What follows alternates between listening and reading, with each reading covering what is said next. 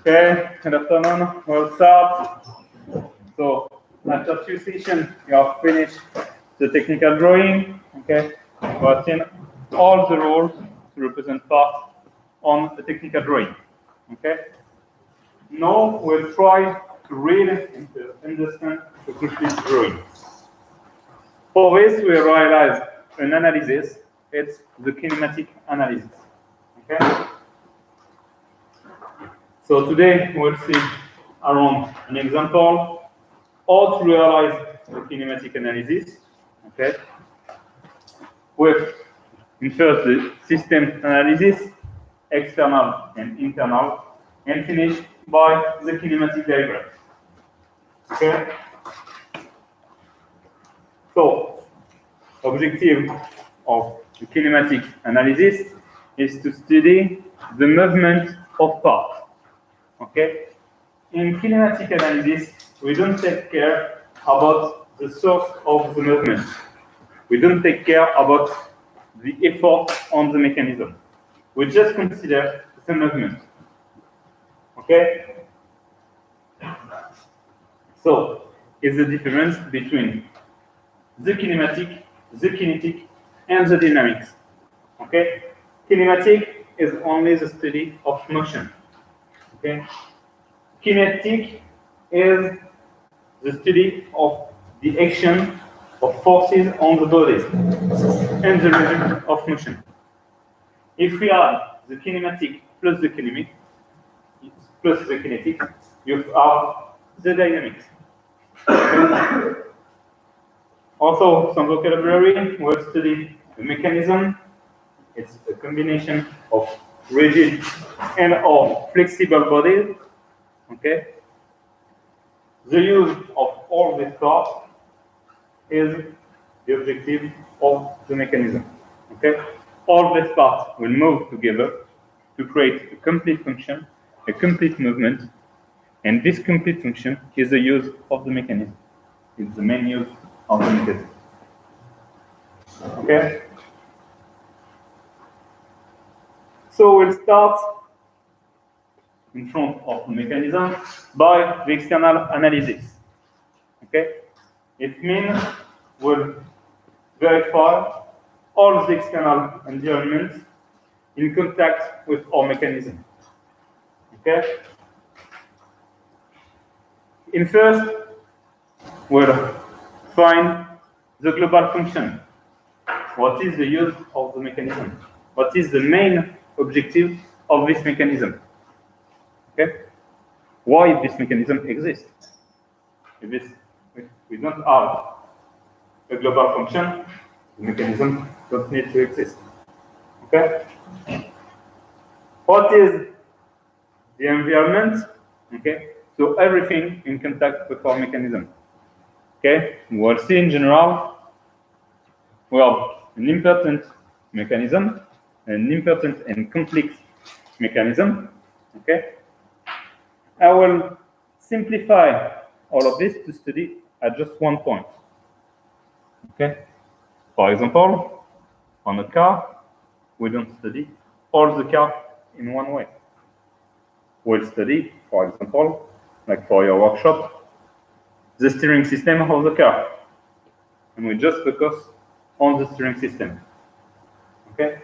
Here is the same. This is the study of boundary with yes, the study of boundary will limit our study at point on the mechanism. Okay? When we are limit the study, we can search the input and output parameter. The input parameter is the first part in motion in the mechanism. Okay? It's the first part or the part that creates the motion in the mechanism. Okay? If you have a complete machine with, for example, an electric motor, the rotation of the shaft of the electric motor is the input parameter of the mechanism. Okay? The output parameter, at the opposite, is the last part in moving that results the expected movement, the expected objective of the mechanism. Okay?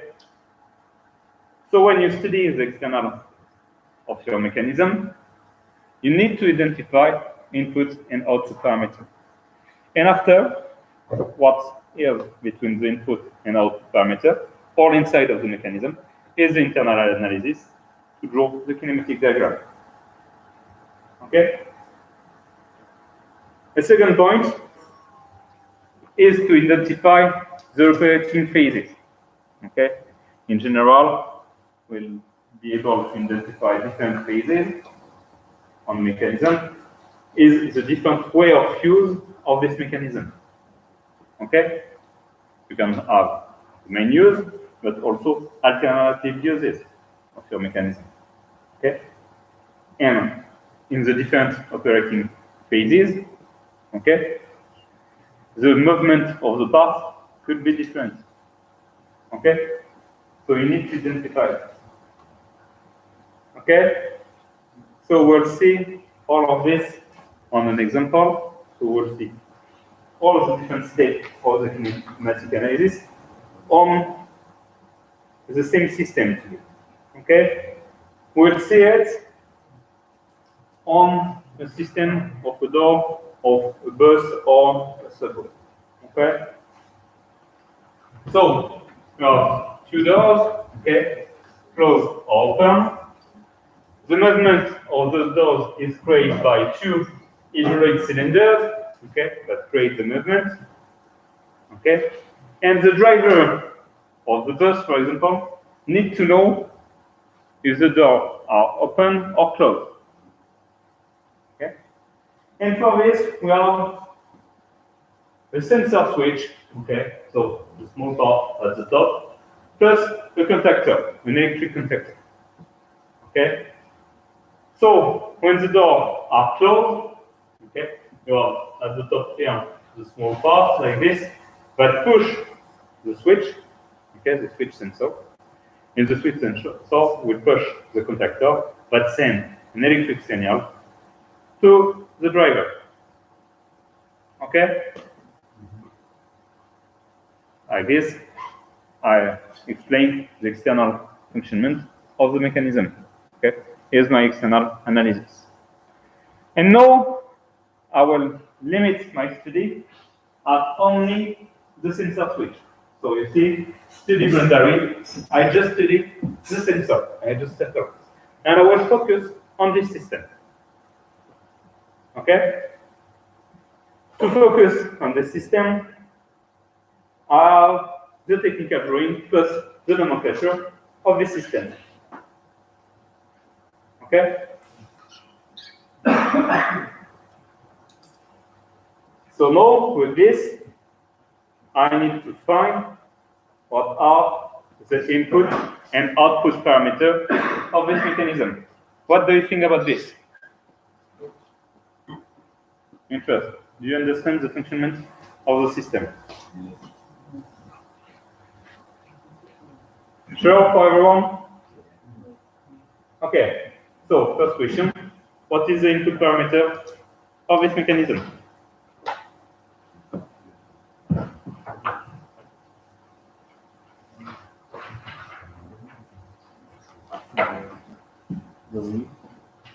Which one? The wheel. Yes. The wheel of 8 will be in contact with the door. Okay? And this wheel will rotate at the top of the door. Okay? And will create vertical movement of the wheel, rotation and vertical movement of the wheel. Okay? This is the input parameter. At the opposite, the output parameter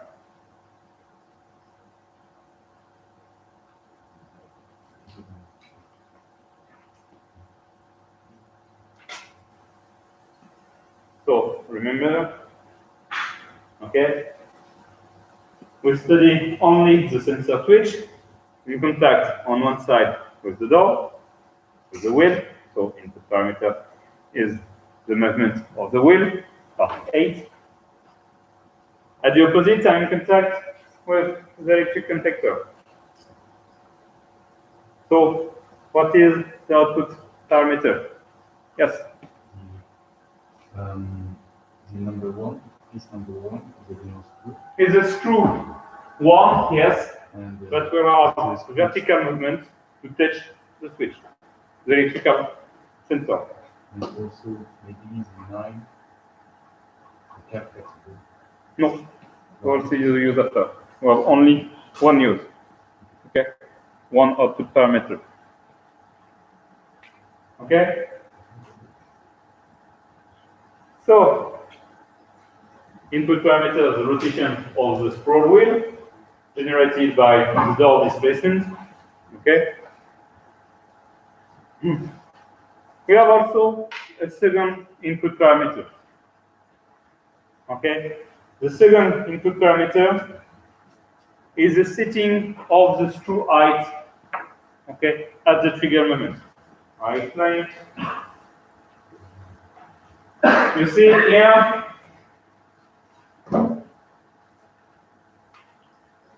So, one here, we have a lock nut part 2, okay, that permit to screw 1 inside 4, okay, and lock the position of 1 by the use of the nut number 2, okay.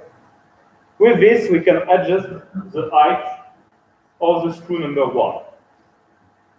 Like this, you can adjust the trigger movement, the moment when the screw 1 will touch the electric sensor.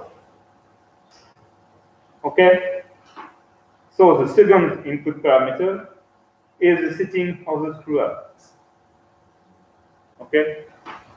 It's important for the operating phases. Output parameters, okay, is the completion of the screw activating by the contactor, activating the contactor. Okay? Okay, input parameter, movement of the wheel, plus the height of the screw. Output parameter, the vertical displacement of the screw. Okay?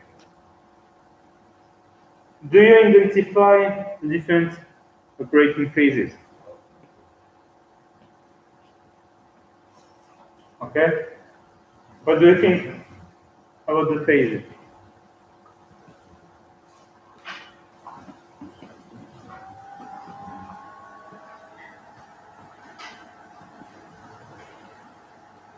I'll show you again the technical drawing. Yes?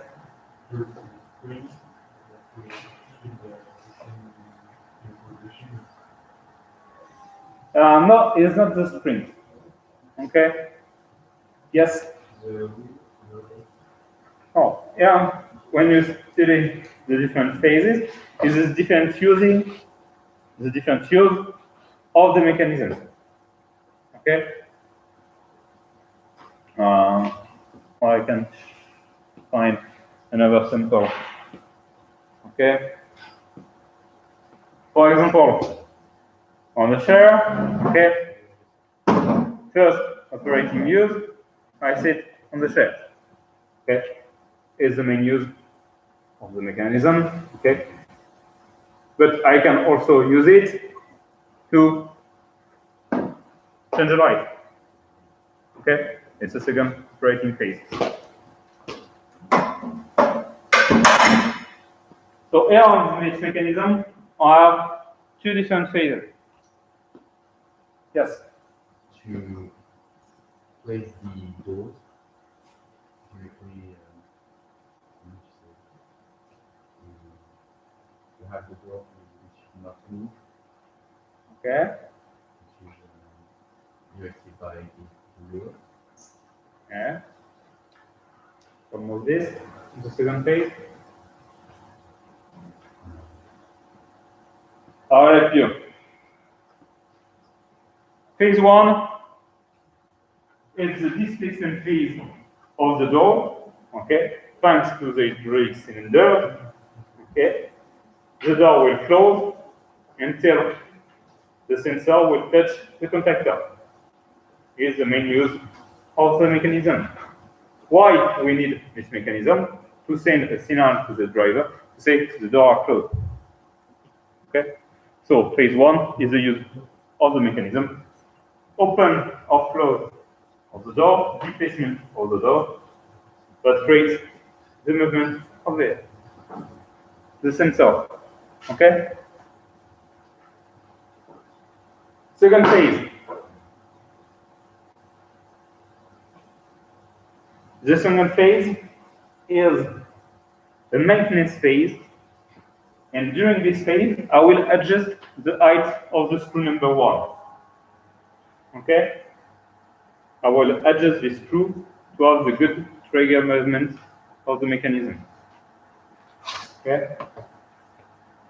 So, if I show you on the technical drawing. So, the main use of the mechanism is the phase 1. The door will be in contact with the wheel here. Okay? The door will move, the wheel will rotate and transmit the movement at the rate of the mechanism. Screw 1 will go up and down and touch the sensor to send the electric signal. Okay? Use of phase 1. Use of phase 2, I need to be able to adjust the height of the screw number 1. So during this phase, the doors are closed. Okay? Or they could be also open. But the doors are fixed. They are not moved at that moment. Okay? And here, I will unscrew in first the nut number 2, and after screw or unscrew part 1 to adjust the height of it. Okay? It's an adjusting phase. It's the maintenance phase of this mechanism. Okay?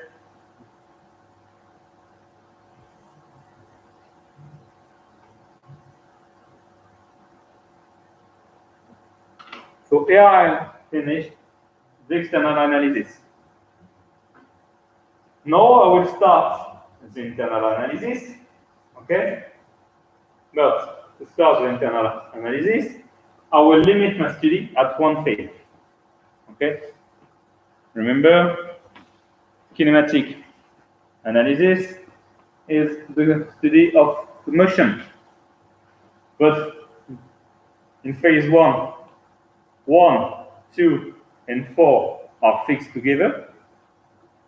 In phase 2, 1, 2, and 4 are the different movements. Okay, I will turn 1 and 2 and 4 doesn't move. Okay? So it's a different movement. And if I study movement, I will limit at one phase. I will limit at the phase number 1, okay, the main use of the mechanism. Okay? Now I will start the internal analysis. Okay? I will study everything inside the limiter boundary of the system. Okay? So it's all the interactions between the different parts. Okay? For this, I need to introduce some different notion of mechanics. Okay, it's all the motion of the movement. Okay, the first notion is the degree of freedom. Okay, so we think in a three-dimensional space. Okay, and we place all the components with three different axes: x, y, and z. Okay, three direct axes: x, y, and z. Okay, that defines the space. Okay, 3D space, three axes. If you take a part in this space, we can decompose all the movements of the part in 6 simple movements. Okay, 3 translations and 3 rotations. This movement will be around the different axes. Okay, so around each axis, I will have 1 translation and 1 rotation. Okay, if I take a part, okay, this part can translate in the 3 different axes: in x, in y, and in z. Simple translation. Okay, it can rotate around different axes: x, y, and z. The 3 rotations. Okay, so 3 rotations, 3 translations. 3 plus 3, 6 is the 6th degree of freedom of a system. Okay? So in kinematic, we will decompose all the movements in 6 movements. Okay? We can have different sorts of motions. A pure translation, okay? It's a simple translation in the space. Per rotation, okay, a simple rotation around only 1 axis, okay, and complex motion, okay, will have an addition of different movement of rotation and translation, okay. So we'll search to identify the movement of part with this 6 degree of freedom.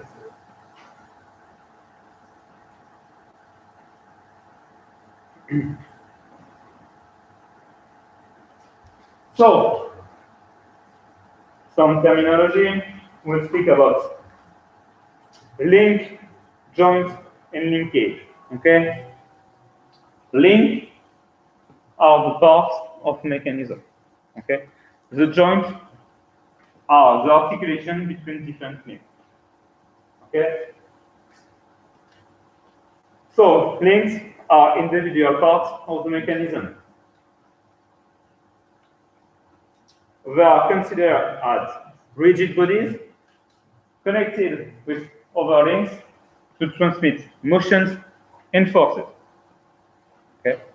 So all parts of the mechanism are links. Okay?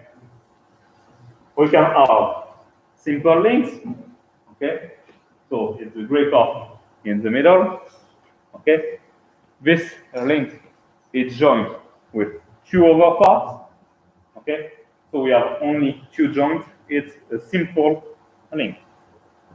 And we can have complex link with more than 2 joints. Here an example in blue with 3 joints. Okay? With order the links, okay, with the number of joints on them. It's the number of nodes, it's the number of points of contact with the rest of the mechanism. You can have binary with 2, ternary, quaternary, etc., etc. Okay. In general, we have just binary and ternary. It's not often that we have quaternary link. Okay.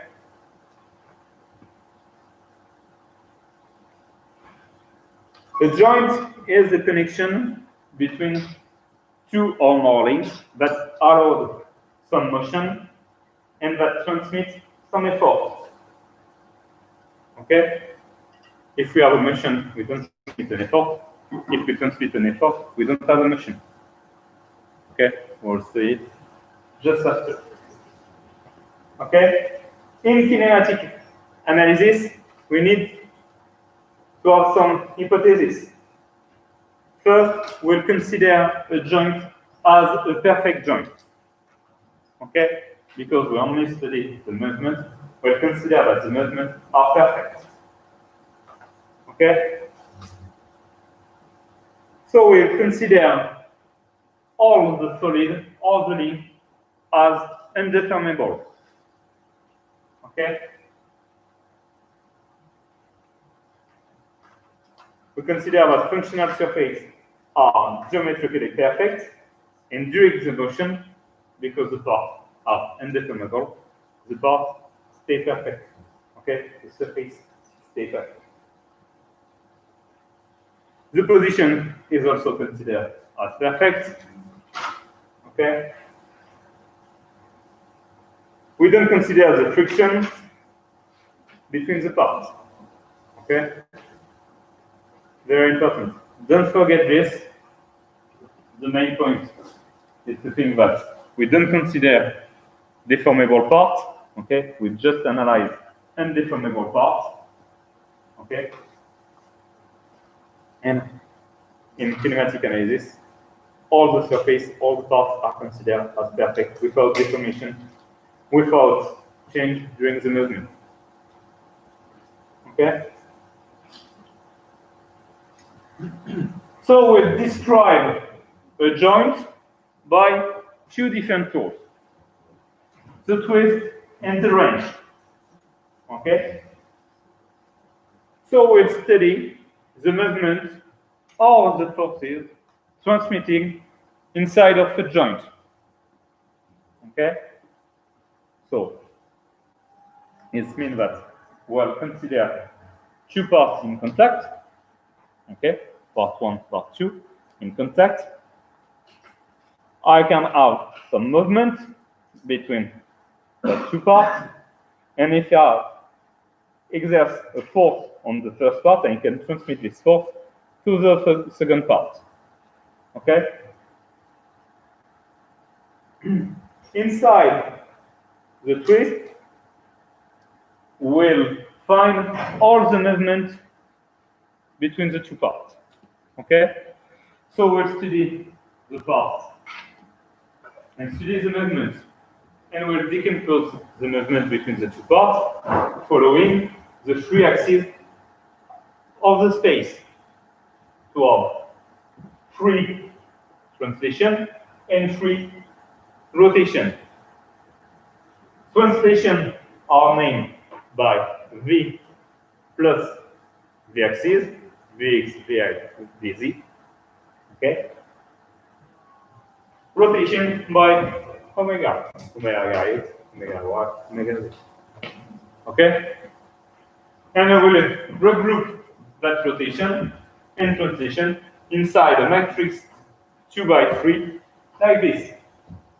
The free rotation, the free translation. Okay? This is the twist of the joint. Okay? If we have a non-movement, okay, for example, between these two parts, okay, I will have one rotation, second rotation, and third rotation. So I have all the components of the twist. Okay? But between the two parts, I haven't a rotation. So inside the twist that characterizes this joint, all the components of translation are equal to 0. Okay? This is the twist of the joint. Okay? Second tool, the wrench. Here I will identify the effort transmitted inside of the joint. Okay? I will decompose the effort in 6 different efforts. The force, linear forces, okay, and the torque, okay, effort in rotation, the torque, okay, and I will complete the matrix 2 by 3, the range matrix, with forces and torque, okay. When I transmit an effort, I have a component. Okay, so on my example, I can transmit the force in the 3D direction, but I can transmit a vertical, rotational force, the torque. It's not possible. So here, all the components of the torque will be 0. Okay?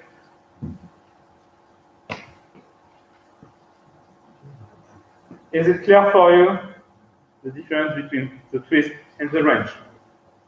Yes? What is the hair? I don't understand. Because you put that behind. Oh, no, it's a mistake, sorry. Okay. It's a copy and paste mistake from the twist. Okay? Is it okay for you? Okay? So we speak about the degree of freedom and the degree of linkage. Okay? The degree of freedom is the number of non-zero components of the twist. Okay? So it's the possible movement inside of the joint. The degree of linkage is the number of non-zero components of the range. Okay? When we transmit an effort, we cannot transmit a movement. Okay? The opposite is also true. Because we have in space 6 degrees of freedom, degree of linkage plus degree of freedom is always equal to 6. Except for one joint. Okay? We'll say it after. But in all cases, except for helical joint, degree of freedom plus degree of linkage is equal to 6. Okay? Do you have some questions on this? Yes?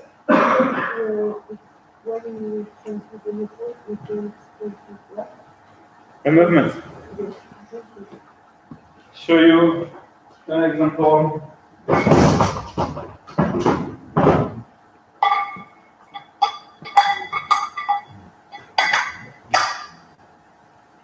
Okay, yeah, it's a technical solution to create the sliding joint. Okay, in the sliding joint, I only have one transition. Okay, if think that this part is fixed. Okay, if I push on this part in this direction, I create a movement. So the force on this part is not transmitted at the second part. I create a movement. Okay? But at the opposite, if I have an effort here, I don't transmit a movement. I transmit the force at the second part. Okay? The same with the torque. If I try to turn this part, I turn the second part also. I transmit the force here. Okay? So if we have a movement, I cannot transmit an effort. If I have no movement, I can transmit an effort. Okay? It's why there are 6 movements or 6 efforts. So degree of freedom plus degree of linkage is equal to 6.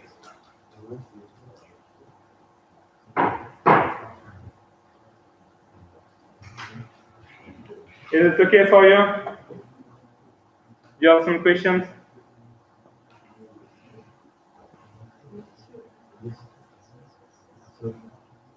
So, yes, sir. So Range is when we transmit an force, and link Twist. is when we have The movement. In the twist, you find the translation and rotations. Okay. In range, you will find forces and torques. Okay. Okay. You will see it to be easier at the end of the session when you see all the different joints, all the standard joints. Okay. I didn't understand the degree of freedom and degree of linkage.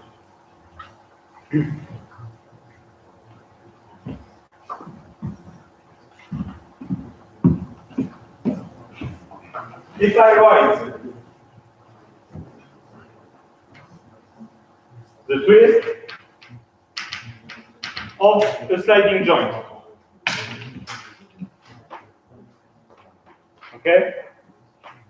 A sliding joint, only one transition, okay? So in the twist, 0, 0, and 0, because I haven't a rotation, okay?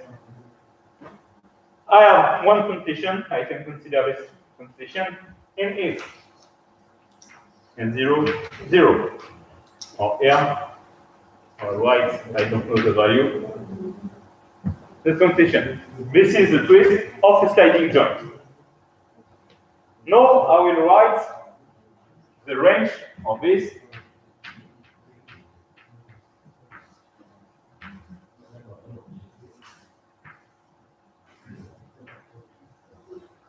Okay? And I will find the transmittable forces. Okay? No rotation, I can transmit all the force. I've seen on this. Okay? When I transmit a torque on the first part, it transmits at the second part in all the direction. So I will find all the torque in the range. Okay? For the forces, okay, in the direction of the movement, okay, if I apply an effort, I transmit nothing at the second part. So in X, I will find the 0. Okay? But I will find the forces in the two opposite directions.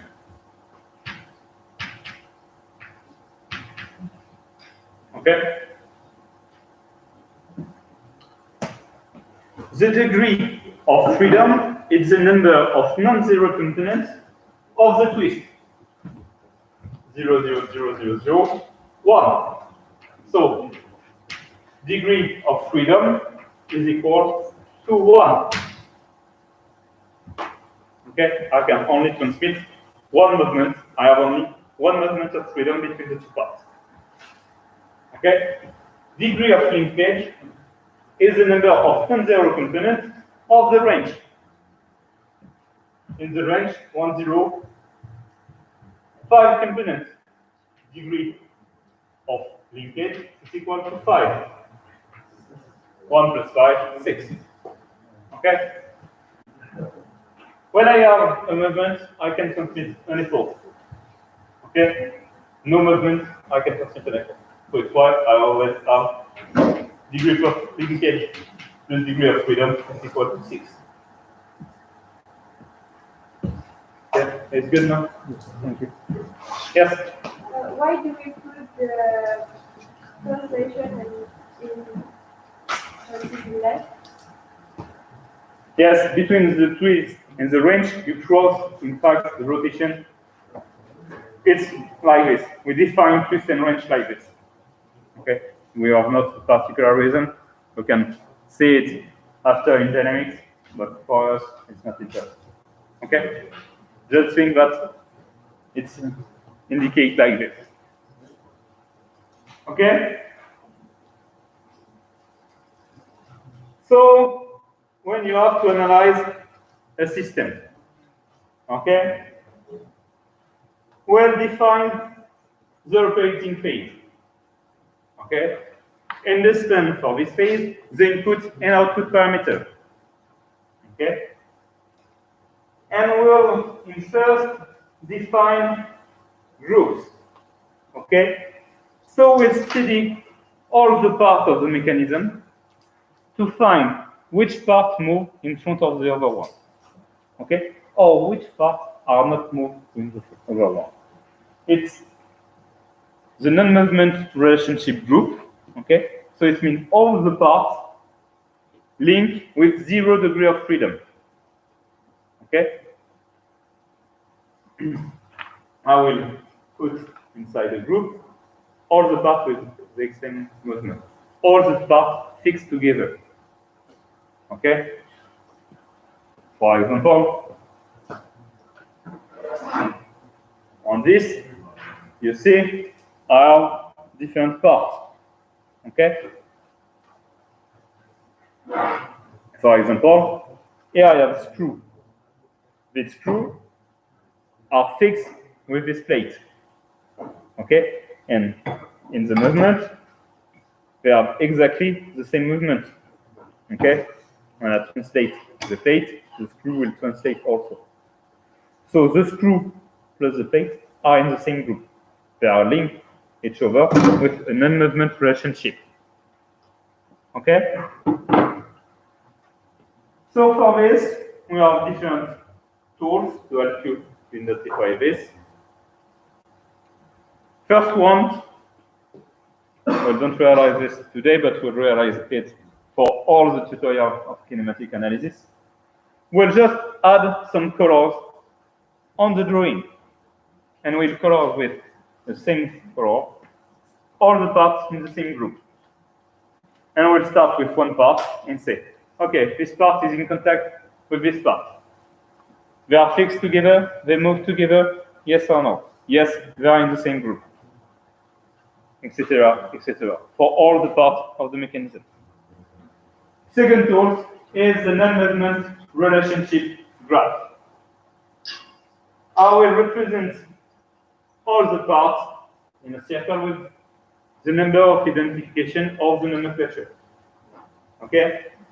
So here I have the 9 parts of my mechanism. Okay? So I'll come back on the drawing. Okay?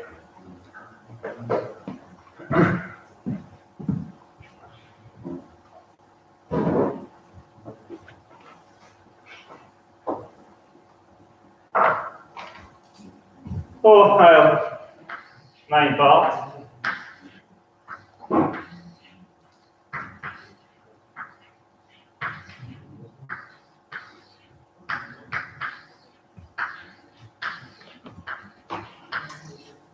Okay? Now we'll start with the part, in general, one or at the opposite, or maybe the body. Okay? And I will ask me, okay, 1. Which parts are in contact with 1? 2.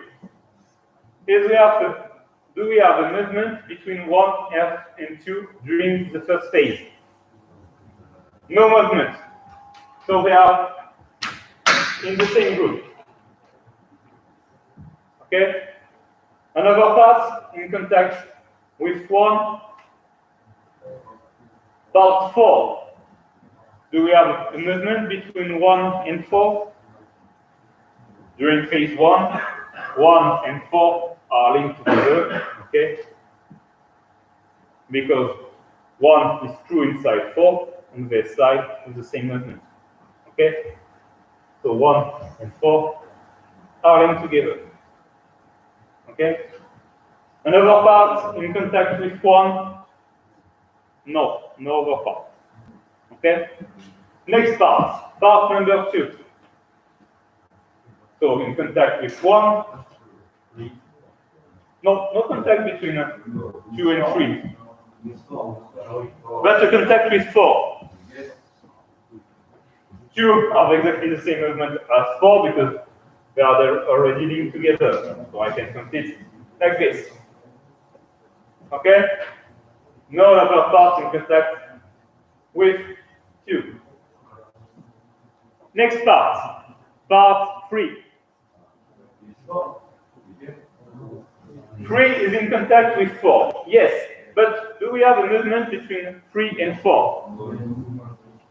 No, we have a movement. 4 will slide inside 3. 3 is fixed, okay?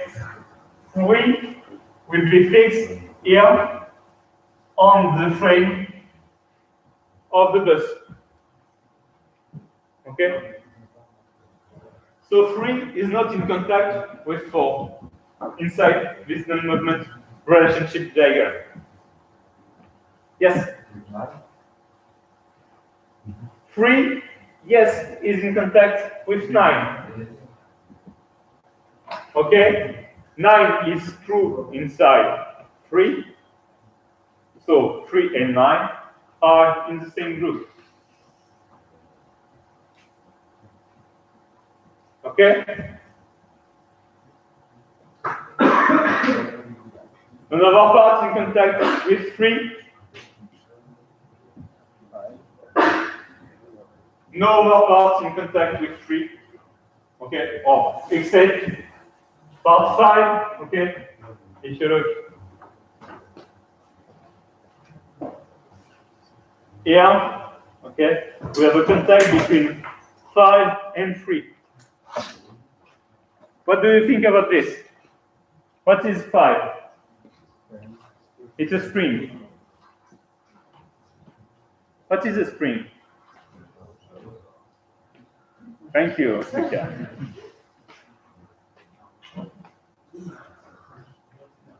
What is the movement of a spring? Yes. Yes? But we change the size and the shape of the spring. So a spring is a deformable part. So we don't consider it inside a kinematic analysis. Okay? It's alone, and we don't consider it inside of it. A spring creates an effort, and we don't consider it inside the kinematic analysis. Okay? So no other part in contact with 3. No 4. We have a contact with 4 and another part. Which one?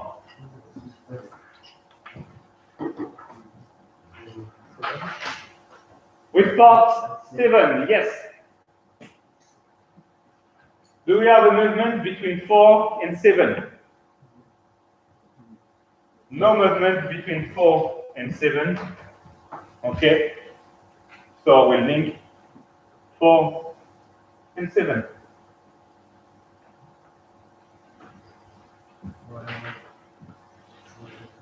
Okay. Another part in contact with 4.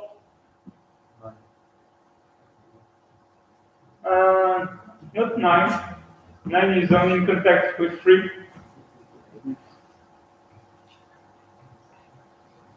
6, yes, we have a contact between 6 and 4.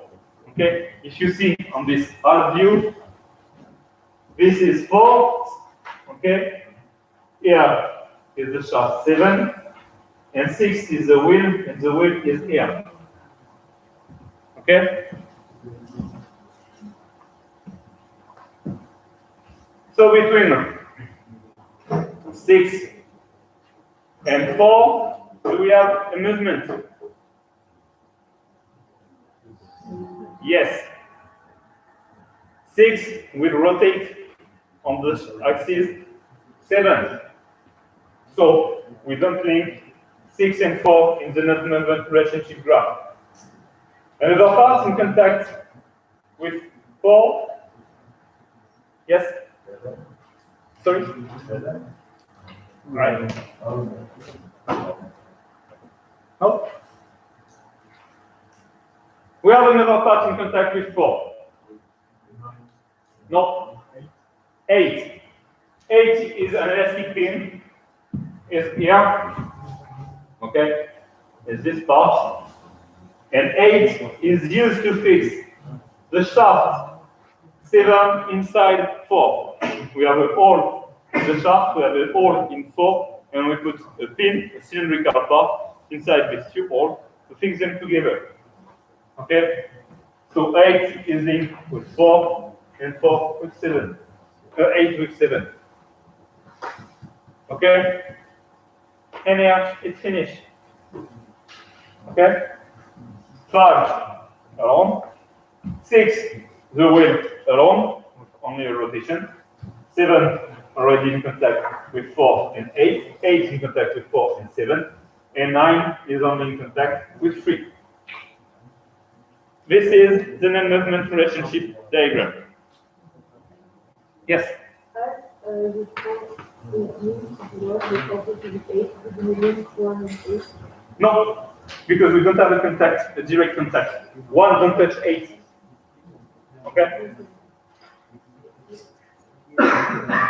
They are linked, they are in the same group because we have 4 in the middle, but we don't have a direct contact. So it's not necessary to draw a line between them. Okay?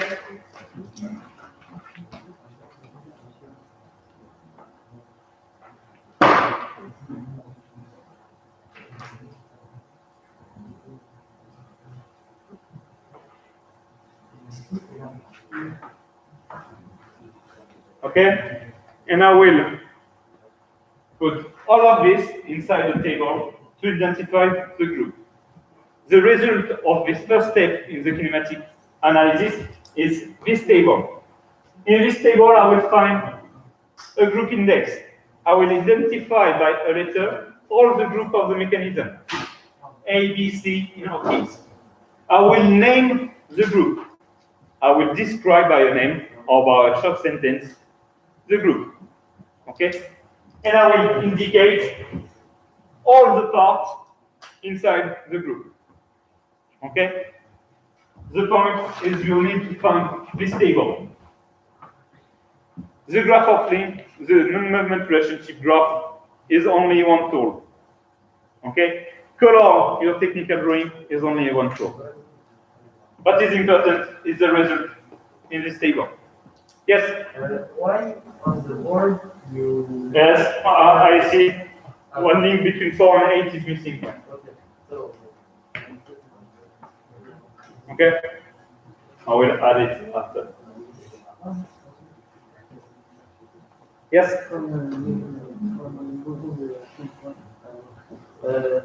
All the pieces are moving together when one moves in the group. No, but they are the same movement. They are fixed together. Yes, so In fact, the group, a part of the same group, please, a part of the same group are part with a complete joint.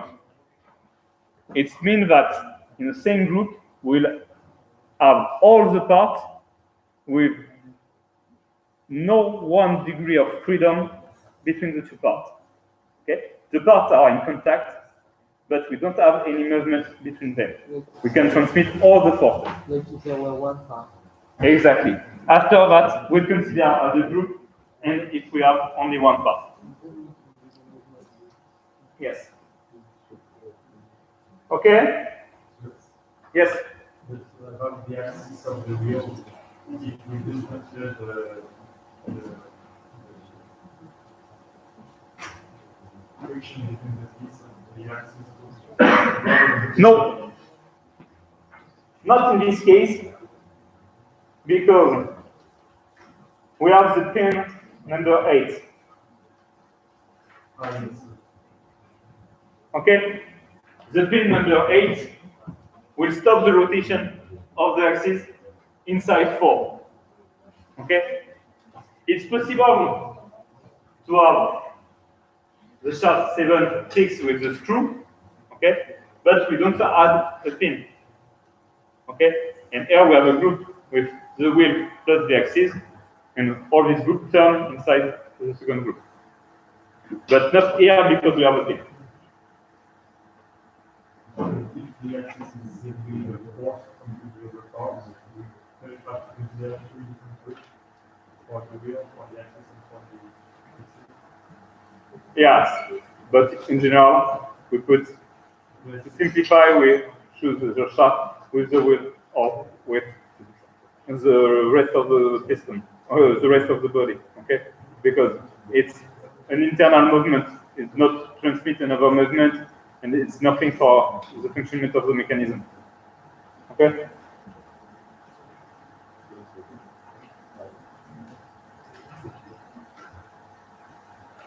Okay.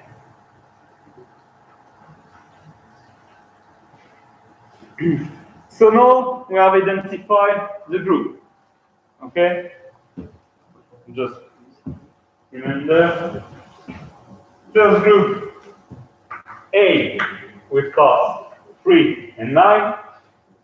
Second group, the slider with part 1, 2, 4, 7, and 8. Okay, and the wheel, part 6. Okay. The next step now is to identify all the joints between group of parts. Okay. So we'll take two groups. I will say, are they in contact? Yes or no? Yes. What are the movements between these two groups? Okay. The movement is a rotation. It's a revolute joint. The movement is a single rotation, a single translation. It's a sliding joint, a prismatic joint. Okay. Don't worry.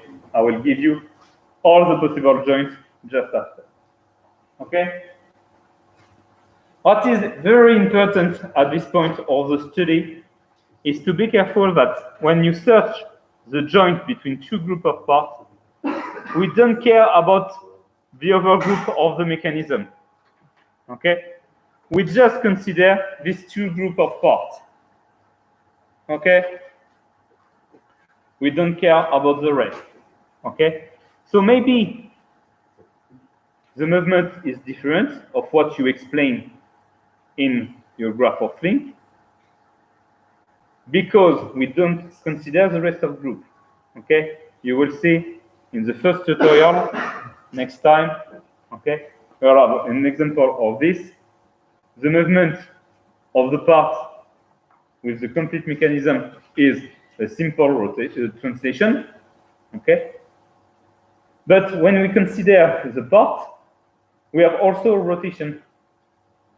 Okay, between the contact of these two groups of parts. So it's not a simple translation. It's a cylindrical joint, a rotation plus a translation. So here, at this step, we'll take our three groups, A, B, and C, and we will try to identify the joint between them. Okay? So A, just write 9 and 3. Okay? B, part 1, 2, 4, 7, and 8. Okay? And last group, C, is the wheel part 6. Okay? So I show you again the diagram, the technical drawing.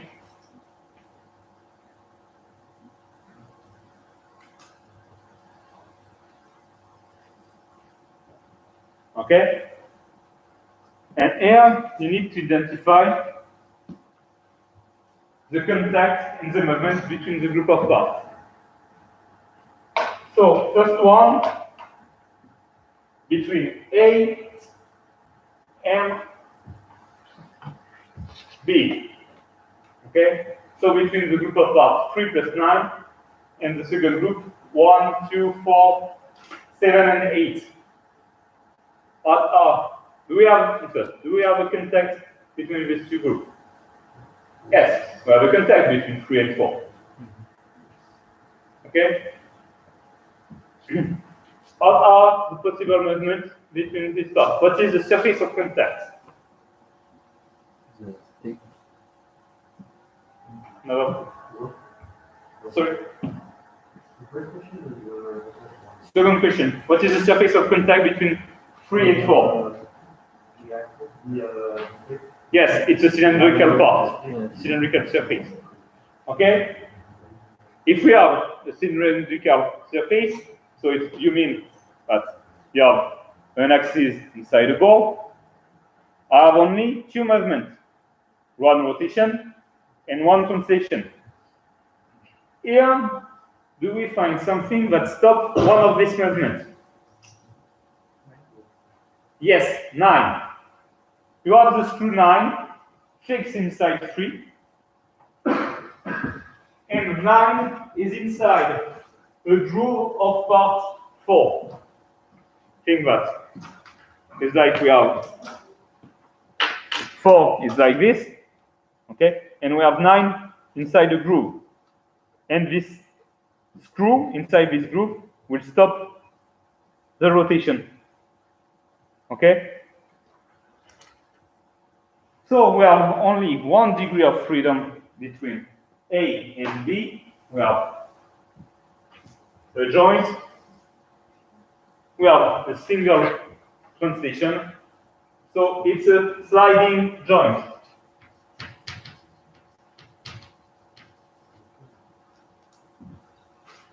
Okay?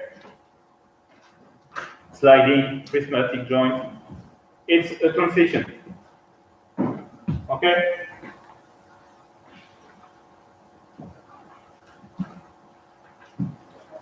Do we have a contact between A and C? No contact, so no joint. Okay? Group B. B is in contact with 6, so between B and C. Okay? What is the movement between group B and group C?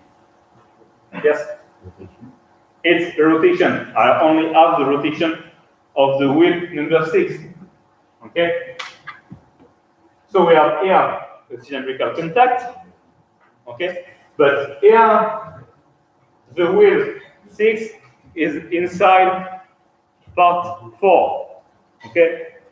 Is like this. 4 is like this. Okay? And the wheel is here. Okay? With the shaft in the middle. Okay? So here we have a contact that stops the translation of the wheel inside 4. So we have only one rotation. It's a turning joint. Turning, revolute. We have different names for this joint. Okay?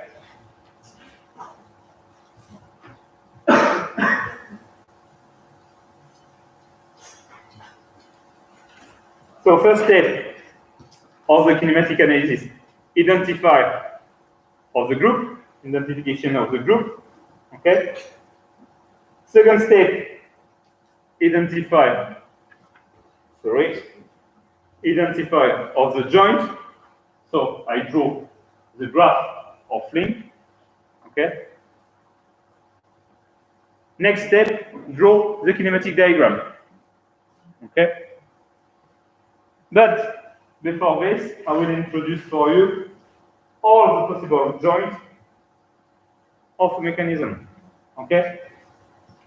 It's very important to know them, okay? Because it will help you to identify the functionment of the mechanism. Okay?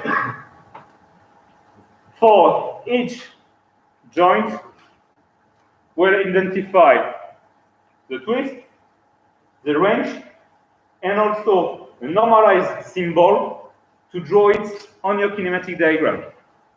Okay? The kinematic diagram is normalized, so you only have to use the normalized representation of joint. Okay? So you have to learn this.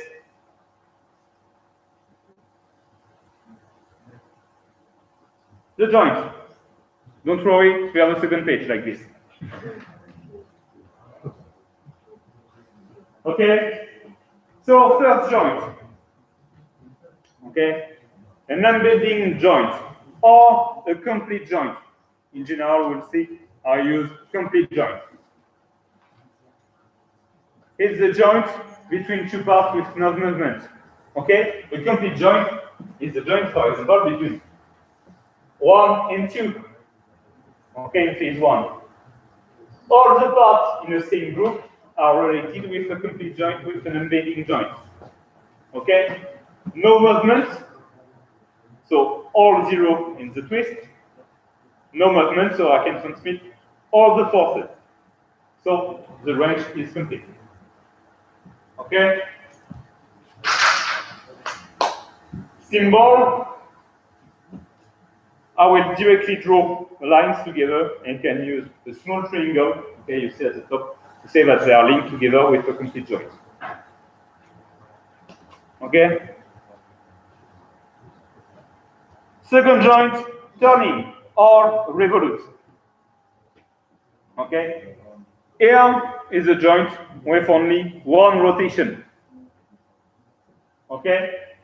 You have symbol, 2D symbol, and 3D symbol. Okay? On the symbol, on the 3D one, I define the three axes. Okay? X, Y, Z. I have only one rotation around X. Okay?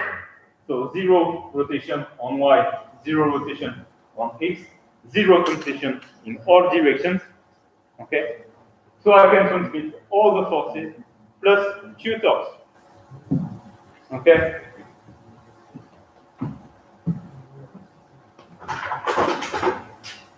As the example, between a shaft and a ball, okay, I have only one rotation. Translation is stopped by a shoulder, by a screw, by anything. We'll see it next session. Okay, I have only one rotation, no translation. Okay, so when I force on one part, I transmit to the second one. Okay, in all directions. When I add to transmit torques on this part will turn. So I don't transmit to the second one. But in this direction, it turns. Also in this one. Okay? So this is the turning joint. Sliding joint, we have already speak about this one. Okay? One translation. Okay? So one translation in the main direction, in X, no over movement. Okay?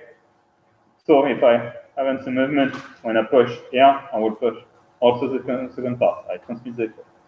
But if I try to push here, I create the movement. No transmission of force on the second part. Okay? It's why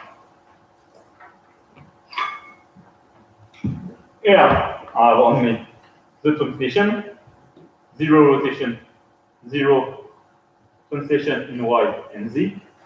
But for the range, 0 transmission of force in X, transmission of force in Y, Z, transmission of torque in all the directions. Okay?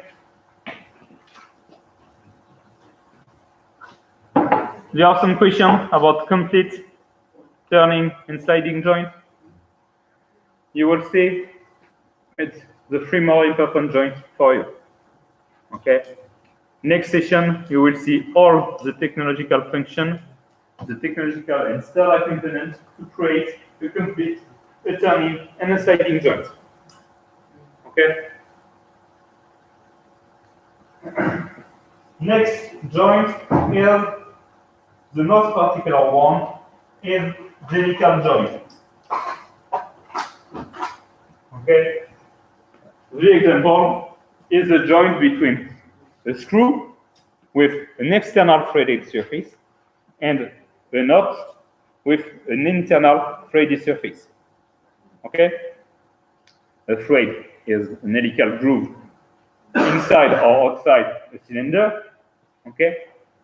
So here it's a particular one because in the movement we have one rotation, okay, between the screw and the nut. The screw can turn inside of the nut, but the rotation of the nut of the screw will create also translation, okay, with a factor, and this factor is the pitch of the threading. Okay? So here is particular one, is the exception. Here we can transmit the force in all the direction, okay? And we have two movements, okay? And the rotation and the translation is equal to that. That's the rotation by the pitch of the thread. Okay? We can transmit any force because when you have a nut screw on the screw, if you push on the screw, the nut don't turn, it's fixed. Okay, is the example between part 1 and 2 in our mechanism. Okay? Is it clear for the helical joint? So the helical joint is the only one which we can find the six or the... Yes. When you add the degree of freedom plus the degree of linkage, you don't find 6. Okay? Because here, the rotation and translation are linked with the pitch of the threaded, the helical thread. Yes? I don't understand what you represent. Is the pitch when you have the thread is an helical groove.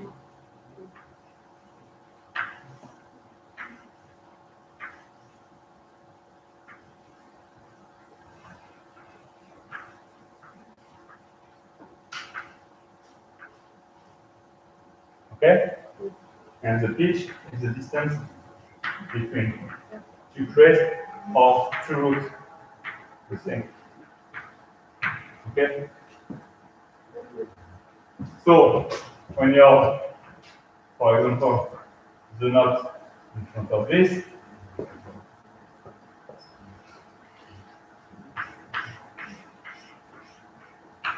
okay, the same as you predict.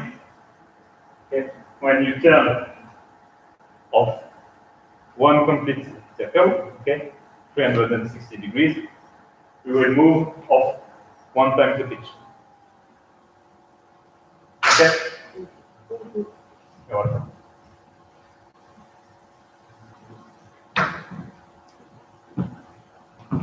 Last joint for this first table, cylindrical joint.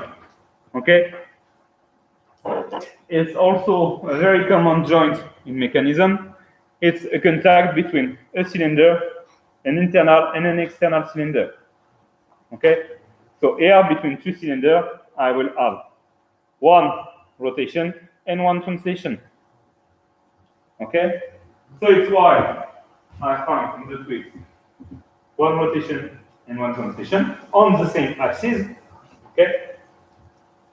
The translation and the rotation are in the same axis. Okay? But for the range, I have only two forces and two torques opposite at the axis of the movement. Okay? So when I push here, I don't transmit the force. When I add the torque here, I don't transmit the torque.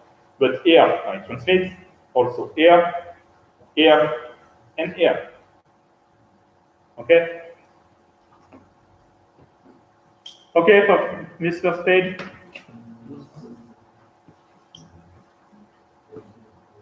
The second one. Okay. Third joint, the planar joint. Okay. A planar contact between two plates. Okay.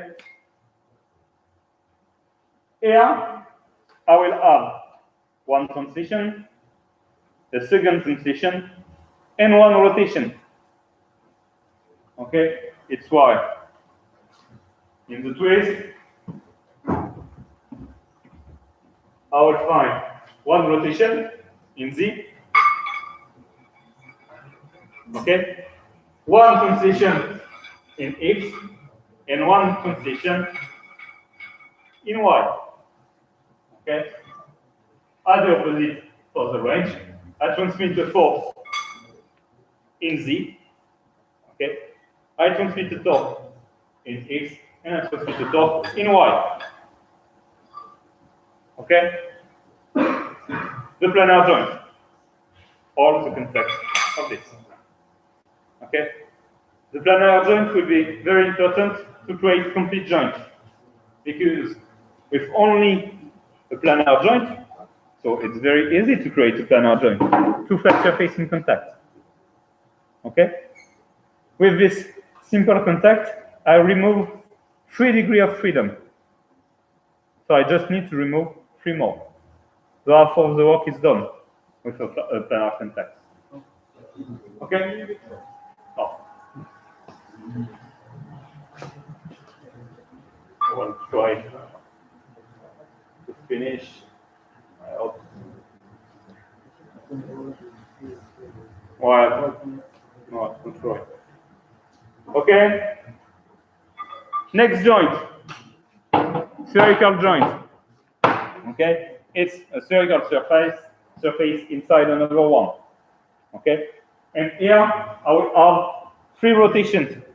Okay? 1, 2, and 3. No transition between the 2 parts. Okay?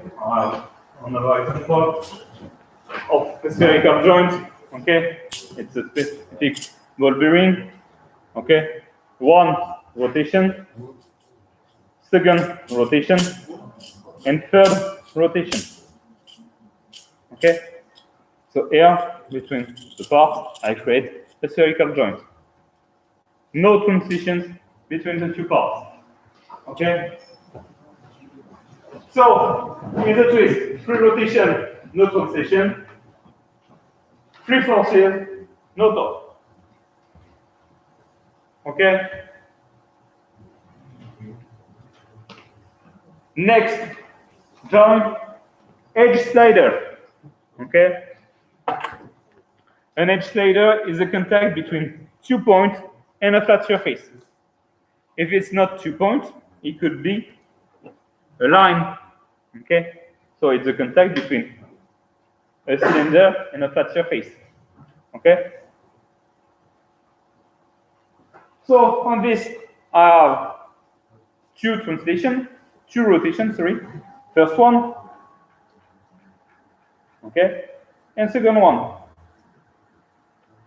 So in X and in Z, okay. I have also 2 transitions, 1 and 2.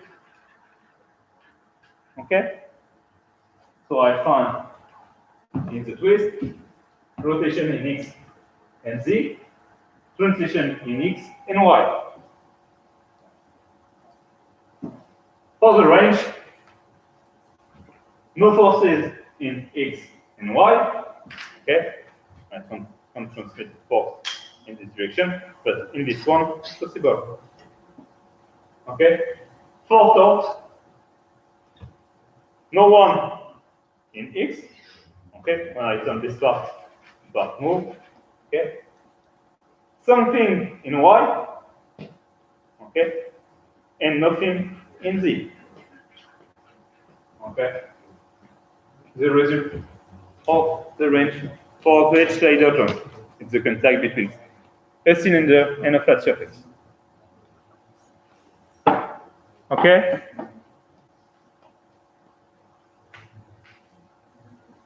Next one, sphere groove joint is the contact between a spherical surface inside a tube. Okay? So just one line in contact, but it's a circular line of contact. Okay? So here I will find 3, so think you are like this. I will find 3 rotations, like a spherical joint, okay, plus one translation in the direction of the main axis. Okay, so the 3 rotations and 1 translation, 0, 0 for the rest of translation. In the range, I can transmit 2 forces and 0 for the rest. Okay? Last joint, point slider. It's a contact between a flat surface and a spherical surface. Okay, I only have 1 point of contact. Okay, so here I will have 3 rotation. Okay, 1, 2, and 3. Okay, and 2 translations. Okay, is a joint that remove the less of degree of freedom between the parts. Okay, remove only 1 degree of freedom. Okay, a translation in Z. So if we remove only 1 degree of freedom, you can only transmit 1 force. Okay? In these 2 tables, you need to learn all the joints. You need to be able to write the twist and the range. Okay? Or to find the joint if I give you the twist or the range. Okay? And you need to learn all the normalized symbols. Okay? If you are lucky, sometimes I give you this table to draw a kinematic diagram in exam, but not always and not often. Okay? Yes? How do you define the origin of the axis on the way of the drawing? I'll give you this on the technical drawing.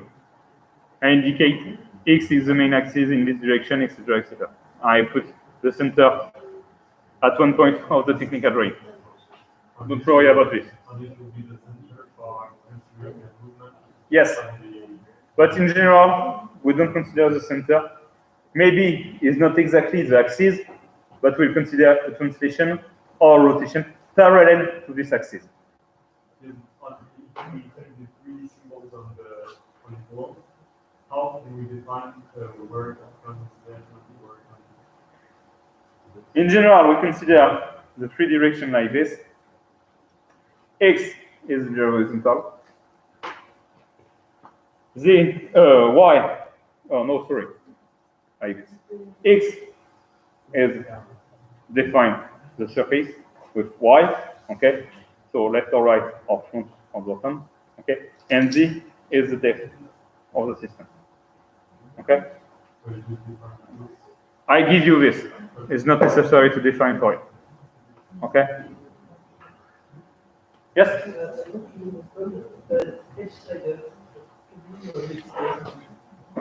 Edge slider is a contact between a flat surface and a cylinder. So I have only 1 line of contact. Or it's the same if I have 2 points. Okay? In a space, in a plan, if I have 2 points, I define a line. Okay? So here, I just have a line of contact.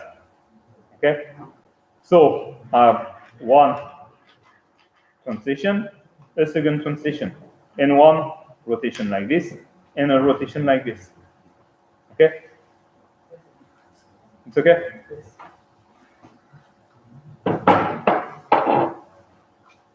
Okay? So how to draw a kinematic diagram? We have find the joint. We have know the normalized representation of joint. Okay? So I have to follow some rules to draw the kinematic diagram. Okay? So, here's the last step of the kinematic analysis. Here's the last step of the kinematic analysis. We have identify the group, identify the different joints, and now draw the kinematic diagram. We can only use the normalized representation of joints that I give you in the previous table. Okay? We'll represent parts as thick lines. Okay? And we'll link the different lines of the mechanism, okay, with the joints, the normalized representation of joints. Okay? It's better to use different colors to draw a kinematic diagram. Okay? We will identify the group with different colors, okay, and use that different colors to draw your kinematic diagram. Your kinematic diagram must have the same shape and orientation of the mechanism. When I look at a kinematic diagram, I need to see your mechanism. Okay? I can draw the kinematic diagram directly on the technical drawing. Okay? That's okay?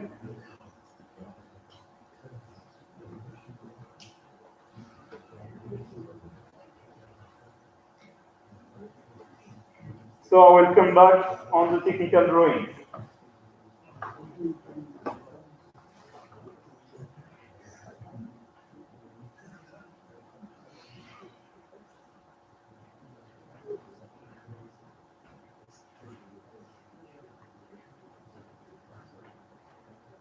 Okay? And now you have to draw the kinematic diagram. Okay? Try to do it in 5 minutes. Okay?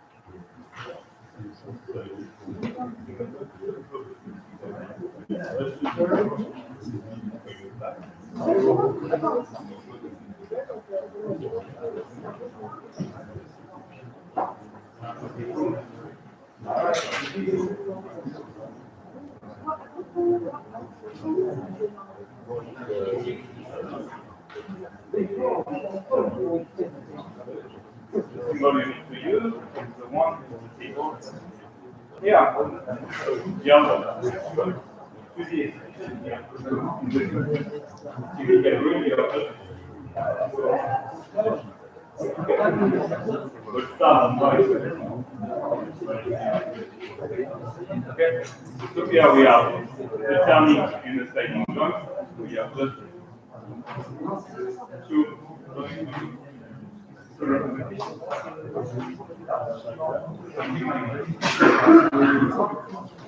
Okay.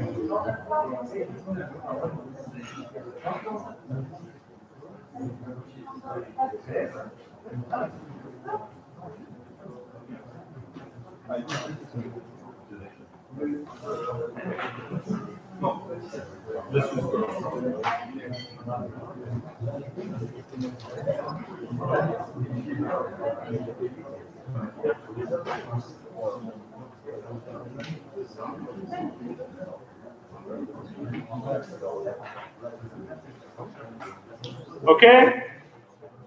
So here only two joints.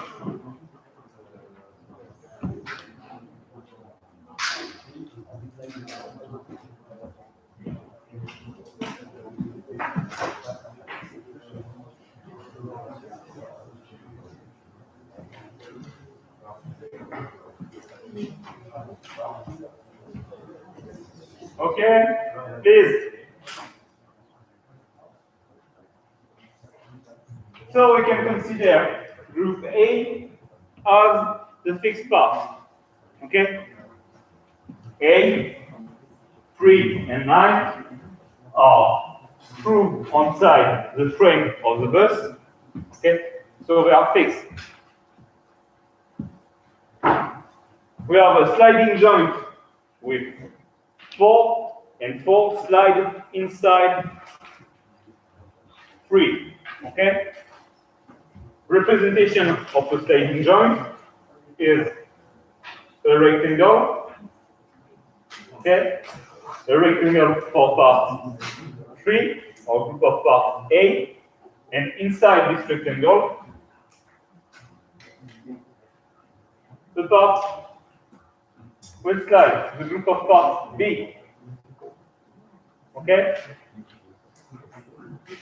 Because A is the frame, is the fixed part, I will indicate that this part is fixed. Okay? I indicate a symbol like this to say that the part is fixed. Okay? Second joint, the turning joint between C and B. Okay? I can directly represent it placed in this view. Okay? So it's just a circle.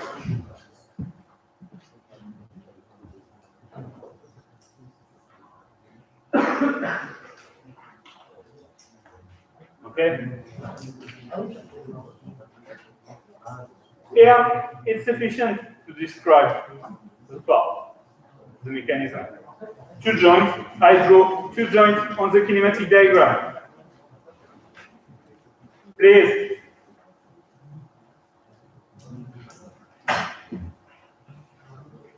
But in general, I try to represent more details of the mechanism. For this, in first, I will draw the shape of the wheel. Okay? So I will add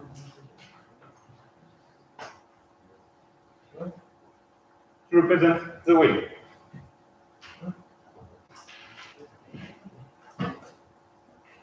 And to explain the functionment of the mechanism, I don't take care in kinematic analysis of the deformable part of the spring, but I will try to represent it in my kinematic diagram. Okay? So the spring will push the group of part B in front of the group of part A. So we'll add a small line here, and I will put the spring between B and A. And this is the kinematic diagram of the mechanism. Yes. In white, the spring. Yes. To explain the complete mechanism. I don't consider the deformable part inside of the study, but at the end I can draw it on the kinematic diagram. Yes? The wheel now looks like a spherical joint, no? It's not the spherical joint. It looks like the 2D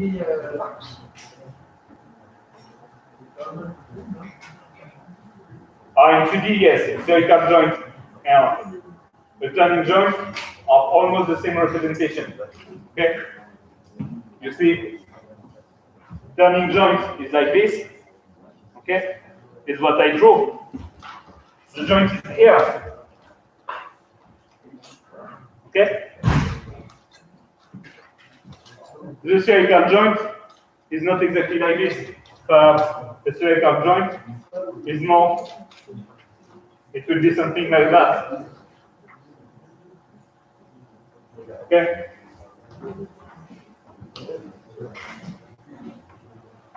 Yes? We can represent the spring on the Kinematic diagram. diagram, but how can we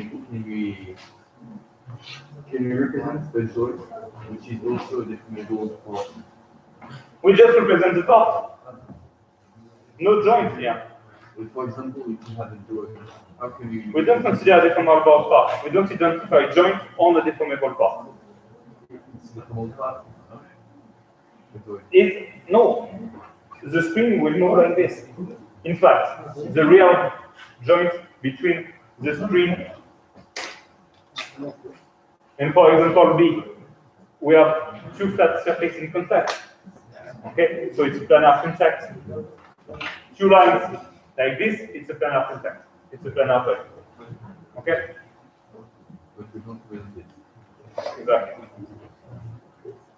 Here is for the main view, but I can also draw the same diagram for the second view. Okay? So same. Okay? B inside, but here B will come here. Okay? With the recluse joint. Okay? With the weight. Okay? It's the same kinematic diagram in this view. So don't throw away. For exam or for tutorial, I ask you only one view. Okay? You don't have to choose, I define it. Yes? What do you have to represent the view? Is not mandatory. It's better to fully describe the mechanism. Okay? If I stop at the first step like this,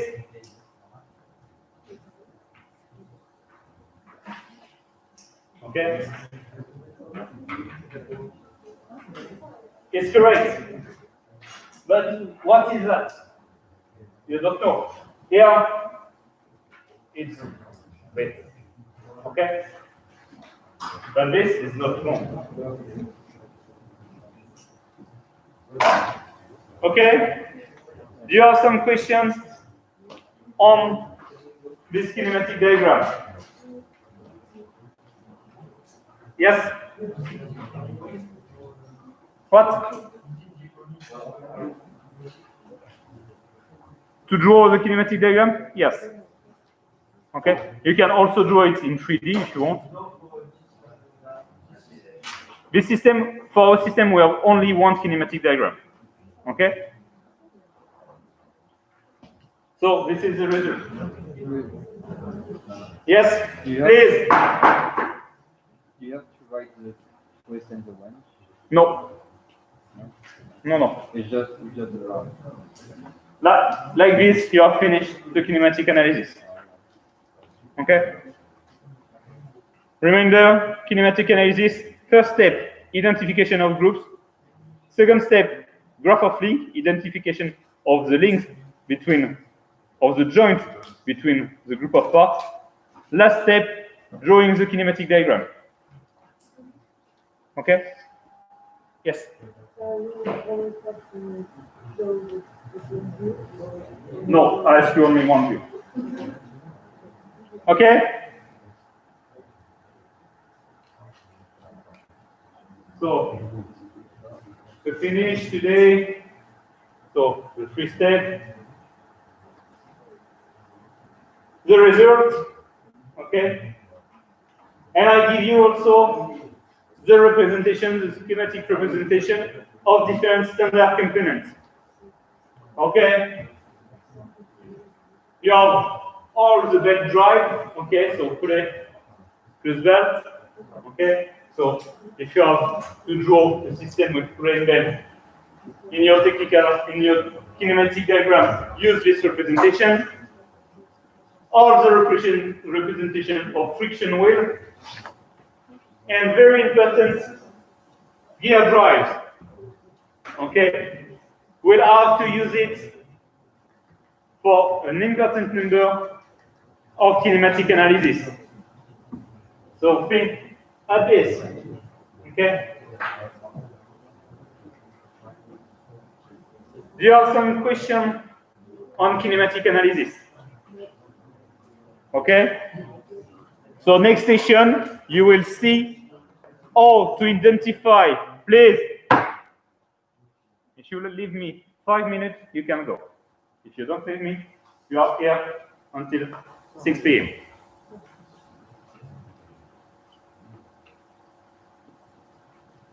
Next session, you will have the tools to identify on a technical drawing the function of standard component.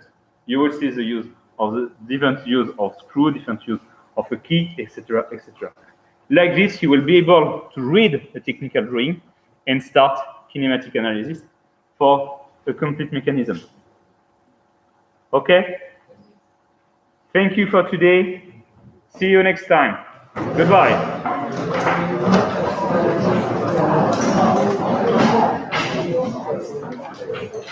I have a question. Just wait. Just